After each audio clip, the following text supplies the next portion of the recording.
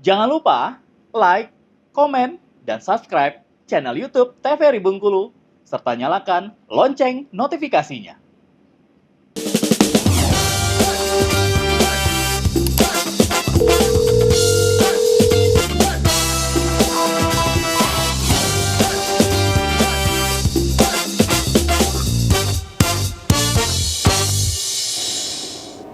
Baik, kembali pemirsa di Dokter Kita TVRI Bengkulu, tentunya bersama kita sehat dan masih bersama saya Kak Fahmi dan juga Dr. Wenti dan juga Dr. Pusan kali ini, dan kita masih membahas tentang tema kita yaitu mengenai hipertensi ataupun juga darah tinggi. Nah, kalau gitu langsung aja, Dr. Putri Santri udah selesai? Ya, udah. Oke, lanjut kita ke penjelasan dari Dr. Wenti. Nah, langsung saja kita tentang apa nih, Dok? Diagnosa, pelaksanaannya sama pencegahannya. Oke, Boleh baik. Dibantu slide-nya? Oke, sambil menunggu slide. Jadi kalau untuk alur diagnosanya, pertama-tama pasti pasien datang ketemu dokternya nih. Nanti dokternya akan bertanya, apa yang ditanyakannya? Kayak biasa ya, yang pertama kita tanyakan faktor resikonya dulu. Jadi yang pertama tadi kan ada 2 faktor resiko ya, ada yang bisa dikendalikan dan tidak bisa dikendalikan. Nah, kalau yang tidak bisa dikendalikan, kita tanyakan apakah ada riwayat keluarga yang mempunyai penyakit darah tinggi, atau mungkin penyakit jantung, atau penyakit kencing manis, karena dia biasanya penyakit-penyakit kronis itu bisa mempengaruhi atau beresiko atau berkaitan nantinya. Jadi itu patut ditanyakan. Kemudian kita tanyakan juga tentang pola hidup, pola dietnya. Iya. Suka merokok enggak? Mengkonsumsi alkohol enggak? Kalau merokok pun agak detail kita tanyanya ya, berapa batang per hari. Kemudian kalau minum alkohol kapan aja, kemudian seberapa banyak, nah itu harus ditanyakan juga. Lalu kita tanyakan juga misalnya pola makannya ya, suka makan berlemak enggak, kemudian makannya yang seperti apa. Oke, jadi harus ditanya dulu untuk faktor resikonya ya, Dok. Benar ya. sekali. Nanti setelah faktor resiko sudah tahu, baru bisa ditarik kesimpulan gitu ya. Iya. Oke. Oke, ini kan nih dari anamnesa ya. Jadi tadi penyakit keluarga, pola hidup, kemudian resikonya tadi ya. Apakah ada penyakit penyerta ya, seperti penyakit kencing manis tadi, atau mungkin penyakit lainnya. Lalu setelah itu biasanya kita lakukan pemeriksaan fisik ya. Kita tensi jelas ya, karena itu kan yang pertama buat mendeteksi adanya darah tinggi atau tidak. Lalu setelah itu kita bisa juga cek di bagian kakinya atau di bagian matanya juga. Di bagian kaki sama mata? Ya, Kakinya? kalau di kaki bisa kita lihat ada pembengkakan atau tidak. Kalau bahasa medisnya ada pitting udem atau tidak. Jadi kalau ditekan itu dia baliknya agak lama. Nah, itu biasanya sudah ada gejala ke organ target atau kerusakan organ lain yang disebabkan oleh penyakit hipertensi atau darah tinggi. Pada bagian mata juga, karena tadi ada ya disinggung sama Dokter Putri, ada namanya retinopati hipertensi. Nah, bisa juga karena seperti itu. Nah, ini kategorinya tadi. Jadi kalau untuk hipertensi sendiri, penegakan diagnosanya nggak bisa sekali ya Mas ya. Nah, untuk pemirsa TVRI juga harus tahu. Jadi datang pertama ke puskesmas atau ke dokter atau ke vaskes, misal langsung dibilang tensinya 140 per 100 atau 140 per 90, itu kan sudah kategori yang tinggi ya, sudah hipertensi stage 1 ya. Nah, itu kita nggak bisa langsung judge itu dia hipertensi. Jadi pemeriksaannya harus dilakukan berulang dan berkala. Jadi kalau misalnya dari 140 per 90, kita lihat dulu pasiennya ini habis jalan kaki, habis lari, atau baru sampai. Kalau misalnya dia baru sampai atau misalnya habis ngos-ngosan, kita suruh istirahat dulu 30 menit sampai 1 jam. Lalu kita cek lagi, kita tensi lagi. Kalau misalnya dia turun kan berarti memang karena aktivitas sebelumnya. Kalau ternyata masih tinggi, masih 140 per 90, karena kadarnya masih hipertensi derajat 1, kita biasanya akan lakukan evaluasi di minggu berikutnya. Jadi belum kita kasih obat di sana. Jadi nggak langsung, takutnya pasien tuh gini ya, datang bilang darah tinggi, langsung kasih obat, makan obat katanya gitu kan. Padahal enggak ya. Jadi minggu berikutnya biasanya kita suruh dia untuk cek ulang. Jadi dalam 1 minggu itu apa yang harus dilakukan pasien? Biasanya dokternya akan melakukan edukasi. Edukasinya apa? Perubahan pola hidup atau pola dietnya. Yang pertama, kurangin makan garam ya. Kurangin makan garam, makan berlemak. Kalau yang merokok, usahakan merokoknya mulai dikurangin. Mengkonsumsi alkohol juga usahakan tidak mengkonsumsi lagi ya. Dari sana kita rubah dulu pola hidupnya. 1 minggu kontrol lagi ya Bu, Pak gitu kan. Setelah 1 minggu kita lihat kalau misalnya memang masih tinggi atau malah lebih tinggi, baru kita lakukan terapi. Nanti kita evaluasi terapinya.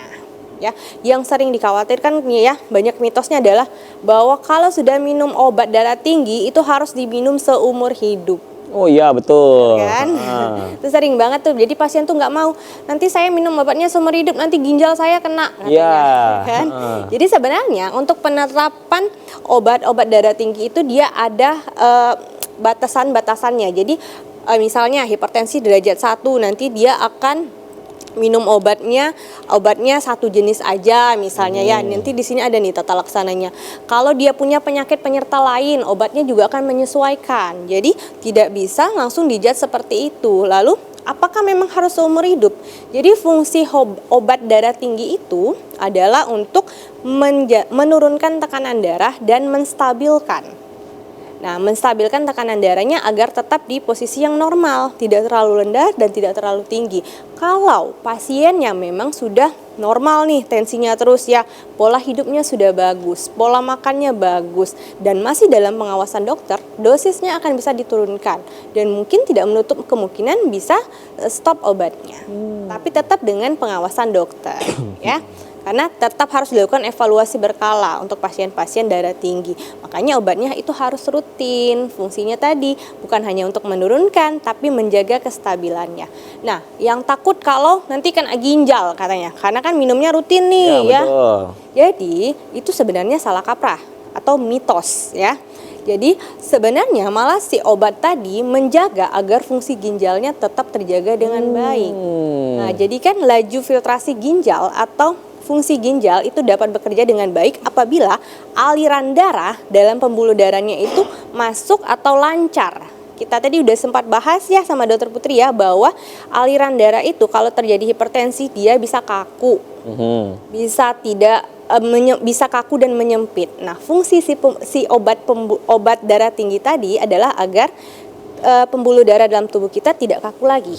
Jadi lancar. Ya, jadi lancar. Dia bisa mengembang dan mengempis, jadi tidak kaku dan tidak menyempit. Ketika aliran darahnya lancar, otomatis aliran darah ke ginjal pun juga akan berjalan dengan baik. Fungsi ginjal tidak akan terlalu berat bekerja.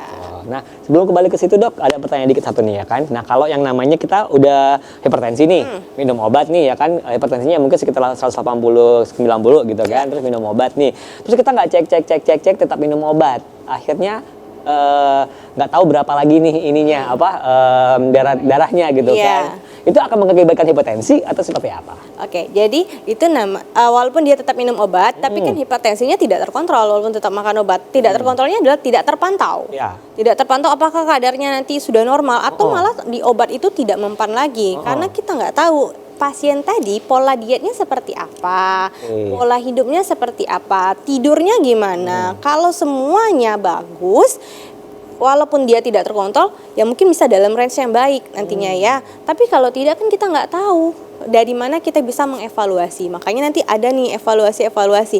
Kalau hasil normal, pasien-pasien yang datang tensinya normal bisa diulang dalam 1 atau 2 tahun atau 3 tahun. Kalau hipertensi derajat 1 diulang dalam beberapa bulan. Kalau yang derajat 2 dalam beberapa hari atau minggu. Kenapa yang derajat 2 harus dalam beberapa hari atau minggu? Karena kita harus mengevaluasi terapi. Tekanan darahnya harus turun.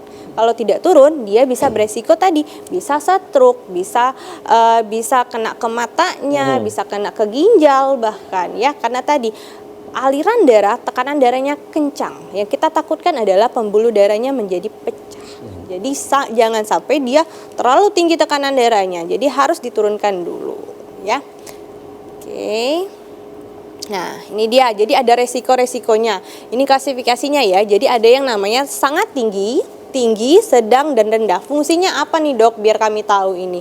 Untuk terapi. Nanti dari sini paduannya kita memakai untuk terapi-terapinya nanti. Obat-obatannya apa gitu ya. Nah, jadi kalau yang pertama kita tanyakan misalnya, tensinya 140/90 katakanlah ya. Itu kan termasuk derajat 1 ya. Nah, ternyata faktor resikonya kan ada 2 tadi ya. Nah, yang bisa dirubah dan tidak bisa dirubah. Kita tanya, merokok nggak Pak? Ternyata katanya enggak. Minum alkohol enggak? Enggak. Ada sakit yang lain nggak? Enggak ada. Misalnya makanannya gimana? Masih oke. Ternyata dia masuk resiko rendah. Kalau resiko rendah perlu dievaluasi atau diobservasi dulu. Kalau ternyata dia masuk resiko tinggi, langsung terapi. Ya, jadi kita makanya harus menyesuaikan dengan kondisi pasien. Jadi kasus medis itu memang harus ada seninya, kalau dibilang ya, berarti harus ada seninya. Kita harus melihat case by case ya. Kita lihat keadaan pasiennya, lalu kita tinjaukan dengan teorinya. Jadi kalau pasien dengan risiko tinggi tentu kita harus langsung terapi karena kita tidak akan mengambil risiko tinggi terjadi komplikasi. Betul. Apalagi kalau sudah terjadi hipertensi emergensi atau urgensi ya.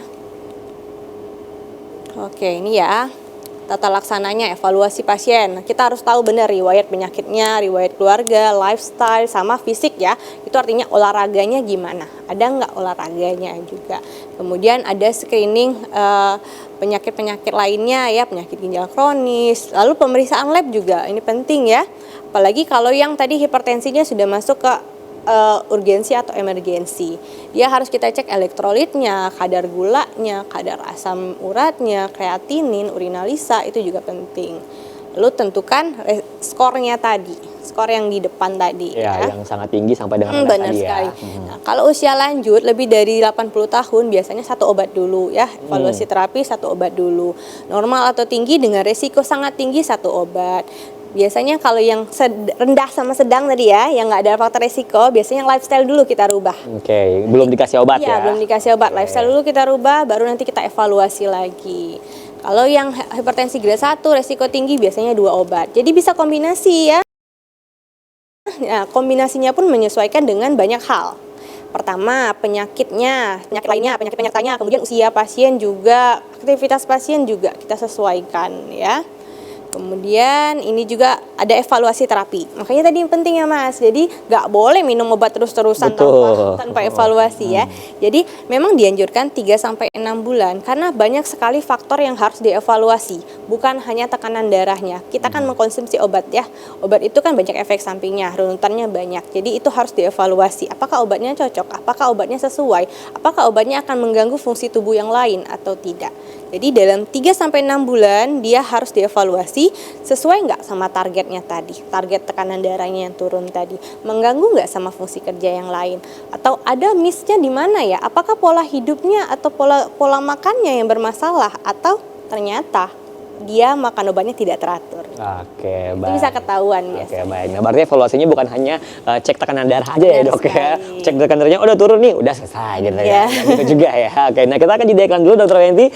Baik pemirsa tetap bersama kami tentunya di Dokter Kita TVRI Bengkulu, bersama kita sehat.